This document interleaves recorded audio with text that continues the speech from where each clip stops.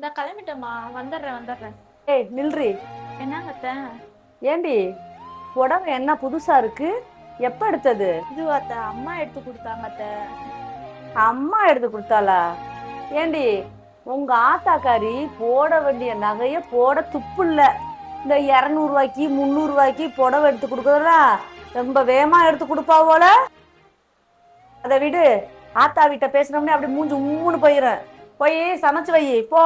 அத்தை அம்மா வீட்டு சைடு ஒரு ஃபங்க்ஷனு, அதுக்கு அம்மா கூப்பிட்டுருக்காங்க. அதுதான் கிளம்பியிருக்கேன். போயிட்டு வந்து நான் உங்களுக்கு சமைச்சு தரேன் அத்தை.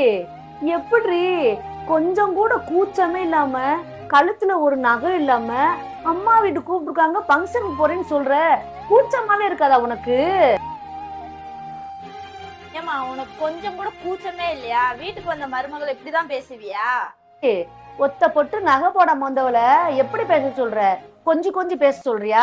நீ இப்ப நான் கட்டி கொடுத்தாலும் 50 பவுன் நகை போட்டு கட்டி கொடுப்பேன். அவ வீட்டுல ஒரு குண்டுமணி நகை கூட போடல. அப்புறம் எப்படி பேச சொல்ற நீ? ஏன் அவங்க அம்மா வீட்டுல போட்டாதான் நகையா? ஓ மருமக தானே.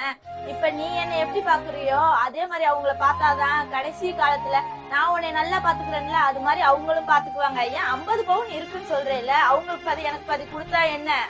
ஆமாடி, நான் அதை புரிஞ்சுக்காம விட்டுட்டேன்டி. என்னங்க? இந்தம்மா இத போட்டு நீ ஃபங்க்ஷனுக்கு போயிட்டு வா. சரிங்க.